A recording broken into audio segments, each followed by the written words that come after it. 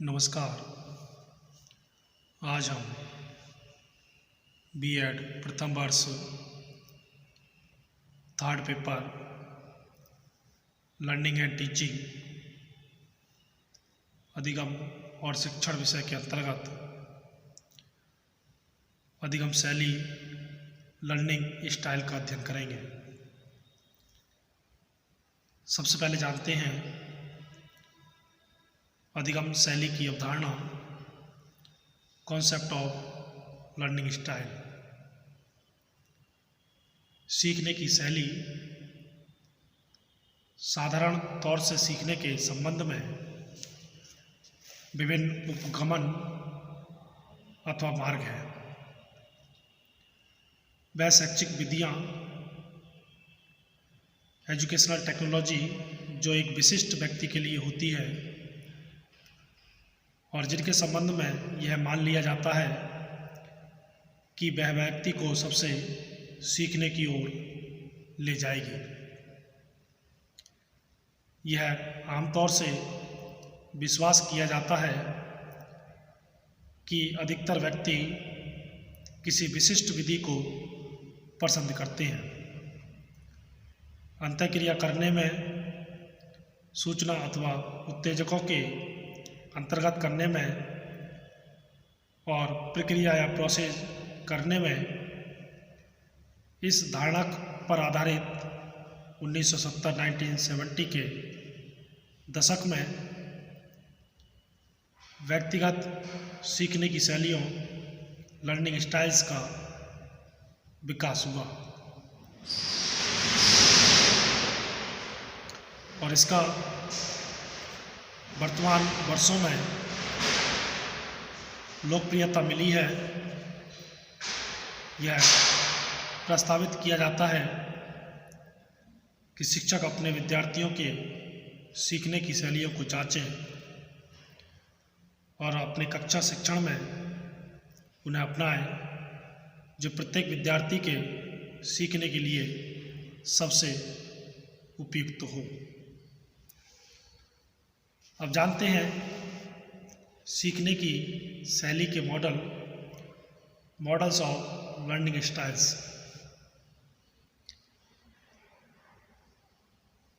हम यहाँ कुछ महत्वपूर्ण मॉडल्स का वर्णन कर रहे हैं, जिसमें सबसे पहले आता है David Kolbe's model. David Kolb का शैली मॉडल अनुभवजन्य सीखने के सिद्धांत पर आधारित है। जैसा कि डेविड एक कोल्ब की पुस्तक में स्पष्ट किया गया है, उसने लिखा है कि अनुभव सीखने और विकास का स्रोत है। अनुभवजन्य सीखने का मॉडल दो संबंधी उपगमन की रूपरेखा देता है जो अनुभव या एक्सपीरियंस को ग्रहण की ओर है। मूर्त अनुभव, कॉन्क्रीट एक्सपीरियंस, और संप्रत्ययीकरण, अब्स्ट्रैक्ट कॉन्सेप्टुलाइजेशन। इसके अतिरिक्त दो संबंधित उपगमन अनुभव को रूपांतरित करने की ओर हैं। चिंतनशील निरीक्षण, रिफ्लेक्टिव ऑब्जर्वेशन, और सक्रिय प्रयोग, एक्टिव एक्सपेरिमेंटेशन। कोल्ब के मॉडल के अनुसार आदर्श सीखने को प्रभावशाली होने के लिए चारों उपगमनों को शामिल करना चाहिए। जैसे व्यक्ति चारों शैलियों का उपयोग करने की चेष्टा करता है, उन्हें अनुभव में दृढ़ता विकसित करने की प्रवृत्ति विकसित हो जाती है। एक ग्रहण करने का उपगमन और एक परिवर्तित करने का उपगमन। जो सीखने की शैली इसके परिणाम स्वरूप प्राप्त होती है वह व्यक्ति के पसंद के उपकरणों का समुच्चय होता है। यह सीखने की शैली निम्न 4 प्रकार से होती है: अभिसारिता, कन्वर्जर, अपसारिता, डाइवर्जर, आत्मसात कारक, असिमुलेटर, समंजनक, एकोमोडेटर। तो सबसे पहले अभिसारिता कन्वर्जर विशिष्ट गुण से युक्त होते हैं। अमूर्त संप्रत्यय से और सक्रिय प्रयोगों से वह विचारों के व्यवहारिक प्रयोगों को करने में और निगमनात्मक तर्क का प्रयोग करके समस्याओं का हल करने में ये अच्छे होते हैं। अपसारिता डाइवर्जर ये मूर्त अनुभव और चिंतनशील निरीक्षण की प्रवृत्ति रखते हैं।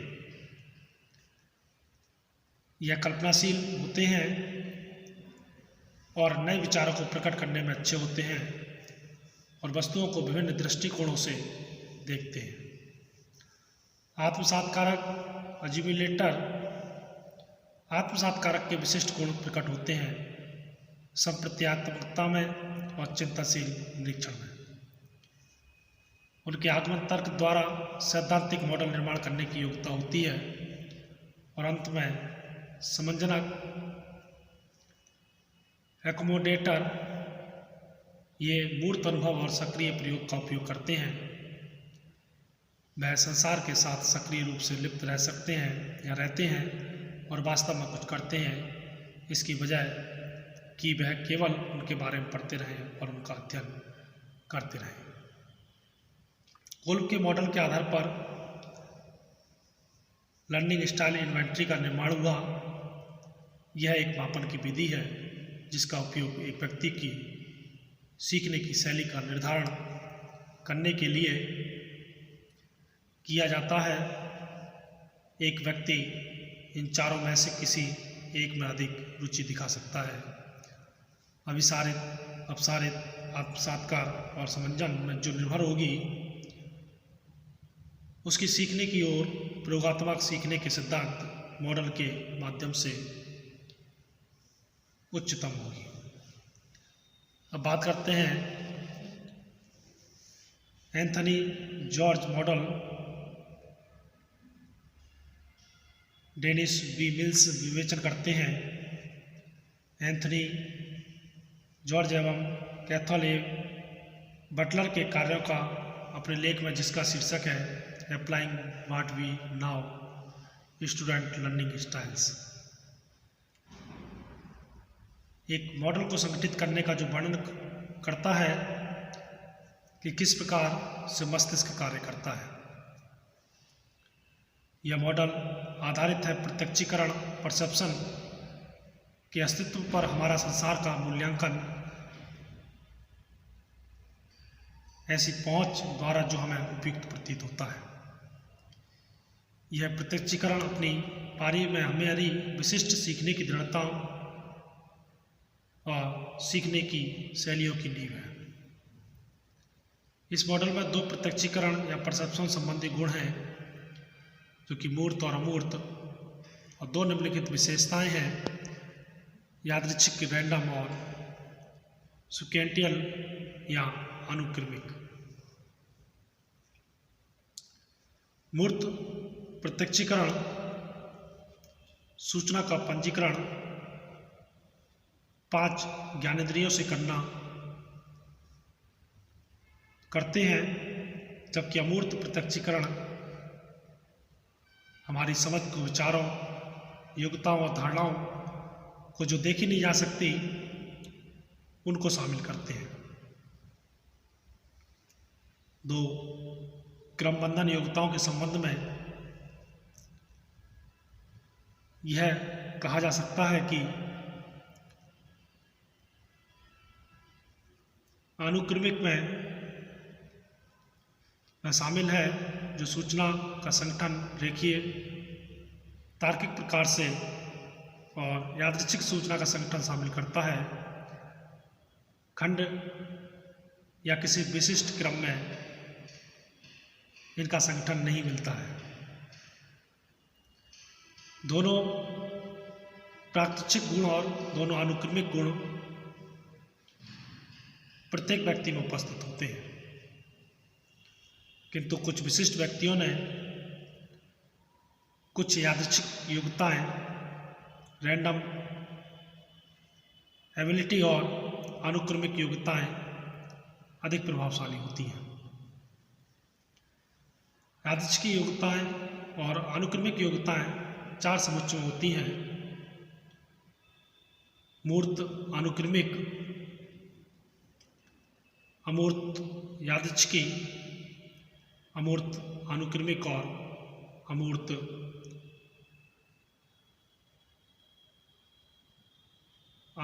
यादृच्छिक और मूर्त यादृच्छिक। विभिन्न समुच्चय रखने वाले व्यक्ति विभिन्न प्रकार से सीखते हैं। उनकी विभिन्न दृढ़ताएं होती हैं। विभिन्न वस्तुएं उन्हें संवेदना देती हैं। विभिन्न वस्तुएं उनके बिना कठिनाई उत्पन्न करती हैं और यह विभिन्न प्रश्न अपनी समस्त सीखने की क्रिया पूछते हैं। तो ये थे अधिगम शैली, लर्निंग स्टाइल और अधिगम शैली की अवधारणा, कॉन्सेप्ट ऑफ लर्निंग स्टाइल और सीखने की शैली के मॉडल्स ऑफ लर्निंग स्टाइल के अंतर्गत 2 मॉडलों का अध्ययन किया, डेविड कोल्ब मॉडल और एंथनी जॉर्ज मॉडल। इसके आगे के मॉडल का अध्ययन हम कल के व्याख्यान के अंतर्गत करेंगे। धन्यवाद।